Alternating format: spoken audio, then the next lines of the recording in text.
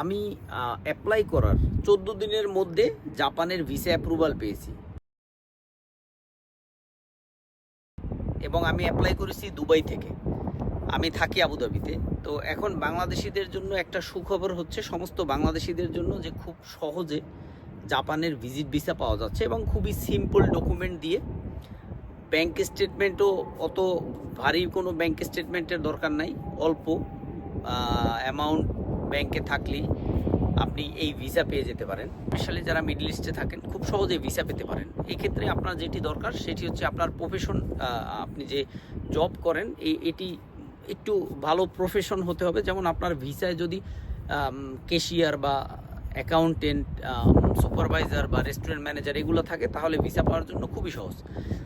এবং যেই সকল ডকুমেন্ট আপনার লাগবে সেটি হচ্ছে যে আপনার কোম্পানির এনওসি লেটার, ব্যাংক স্টেটমেন্ট, আপনার visa copy, passport copy, ID, এই তো, আর কিছু না। তো এগুলো আপনি সাবমিট করে জাপানের ভিসা ইজিলি পেতে পারেন। এবং আরেকটা জিনিস হচ্ছে আপনার ব্যাংক স্টেটমেন্ট। এখন ব্যাংক স্টেটমেন্ট কত লাগবে, কি লাগবে, এ নিয়ে আমাদের অনেক কনফিউশন। ব্যাংক স্টেটমেন্টটা হচ্ছে আপনার যে স্যালারি আছে, ওই স্যালারি যেই অ্যাকাউন্টে আপনার জমা হয়, ওই অ্যাকাউন্টে যদি আপনি 4 মাস বা 5 মাস বা 6 মাস আপনি স্যালারিটা জমা রাখেন এবং আপনার অ্যাকাউন্টে যদি 12,000, 13,000, 15,000 দিরহাম থাকে, আমার মনে হয় যে এটা এনাফ ভিসা পাওয়ার জন্য জাপানের।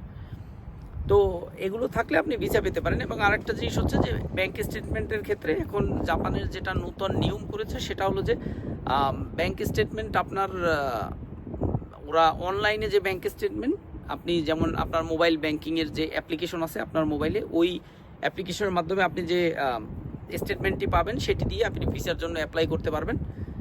তো এখন কথা হচ্ছে যে এই যে জাপানের ভিসা আমি পেয়েছি, তো আসলে এই জাপানের ভিসা পাওয়ার পরে আমি জাপান যে আদৌ কিছু করতে পারবো কিনা, তো এ নিয়ে আমি বিস্তারিত বলবো এখন। তো আসলে জাপানের ভিজিট ভিসা নিয়ে আপনি কি করবেন। এখন আপনি যদি ট্রাভেল হিস্টোরির জন্য জাপানের ভিসা আপনি নেন, অ্যাপ্লাই করেন এবং আপনি জাপান যান, তাহলে ঠিক আছে। কিন্তু যদি আপনি চিন্তা করেন না এই জাপানের ভিসা নিয়ে আমি জাপানে পার্মানেন্ট থাকবো বা আমি কিছু করব ওখানে, তাহলে আসলে এটি খুবই অসম্ভব একটা ব্যাপার। এর কারণ হচ্ছে আপনারা জানেন যে জাপানের যে রুলস আছে, জাপানের ইমিগ্রেশন রুলস খুবই স্ট্রিক্ট। তো ওখানে ভিজিট ভিসায় যে আপনি যদি প্রথমে অ্যাপ্লাই করেন ভিজিট ভিসার জন্য, তো আপনাকে 15 দিনের একটা ভিজিট ভিসা দেবে। তো এই ভিজিট ভিসা নিয়ে আপনি জাপান গিয়ে আপনি থাকতে পারবেন ওই 15 দিন। তো এখন আপনার ভিসার মেয়াদ হচ্ছে 15 দিন। এই আপনি যদি চিন্তা করেন যে না, আমার এই 15 দিনের পরে আমি জাপান ছাড়বো না, আমি এখানেই থাকবো, ওখানে আমি অ্যাজাইলাম করব, এরপরে থাকবো, তো সেক্ষেত্রে এটি আসলে খুবই কঠিন একটি ব্যাপার। আমার মনে হয় যে টোটালি থাকা অসম্ভব। এবং আরেকটা ব্যাপার হচ্ছে, জাপানে যদি আপনি জাপানের ভাষা না জানেন তাহলে আপনি সারভাইভ করতে পারবেন না, এটি 99% শিওর। আরেকটা কথা হচ্ছে যে আপনি যদি ওখানে রাজনৈতিক আশ্রয়ের জন্য আবেদন করেন, তাহলে যেটা হবে যে ওটা অ্যাকসেপ্টেড হবে, কিন্তু আপনার 9 থেকে 10 মাস আপনাকে নিজের খরচে থাকতে খেতে হবে। কারণ এই রাজনৈতিক আশ্রয়ের জন্য আবেদন করলে ওখানের গভর্নমেন্ট আপনাকে কোনো হেল্প করবে না, কিন্তু আপনি থাকতে পারবেন।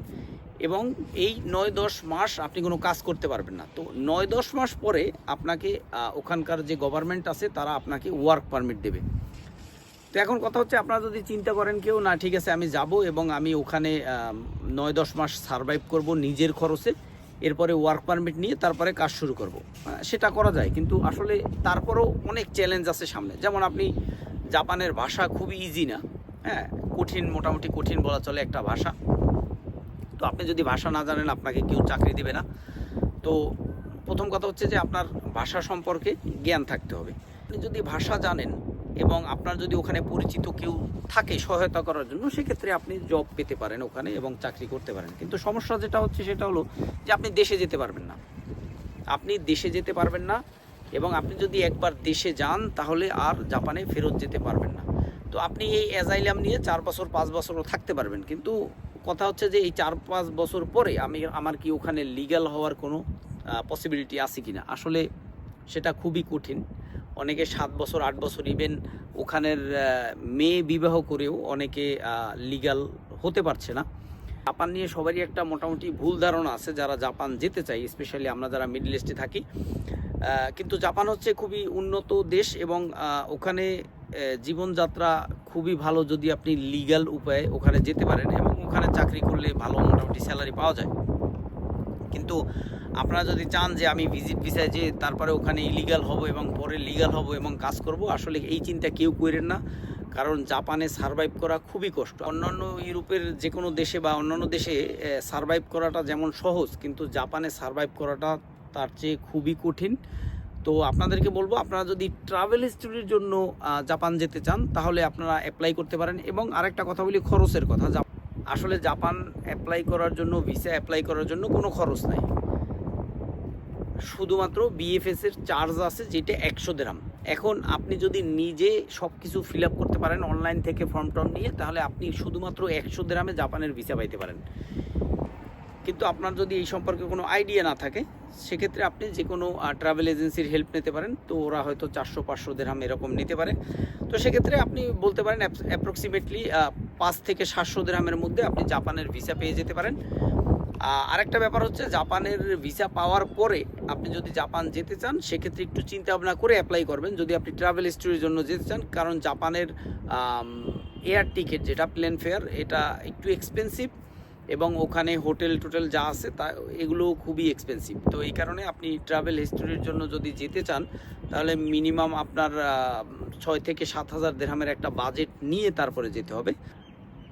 তো যাই হোক, আজকের ভিডিওটি এ পর্যন্তই। আমার ভিডিওটি যদি আপনাদের ভালো লাগে তাহলে আমার ইউটিউব চ্যানেলটি সাবস্ক্রাইব করবেন এবং আরও নতুন নতুন ভিডিও পাবেন এই ভিসা সম্পর্কিত। তো আরেকটা জিনিস আপনাদেরকে বলি, সেটা হলো যে আপনাদের যদি ভিসা সম্পর্কিত কোনো তথ্যের দরকার হয় এবং কোনো দেশে যেতে চান, আসলে ওই দেশে গেলে ভালো হবে কিনা এবং কেমন হতে পারে, কি প্রসেস, তো এগুলো সম্পর্কে কোনো তথ্য যদি আপনারা জানতে চান, আমাকে মেসেজ করতে পারেন, আমাকে ফেসবুকে মেসেজ করতে পারেন। এছাড়াও ইউটিউবে আপনারা কমেন্ট বক্সে কমেন্ট করতে পারেন, ওখানে আমি আপনাদের রিপ্লাই দেবো। সো ধন্যবাদ, ভালো থাকবেন, আমার জন্য দোয়া করবেন। অবশ্যই আমার ইউটিউব চ্যানেলটি সাবস্ক্রাইব করবেন। ধন্যবাদ।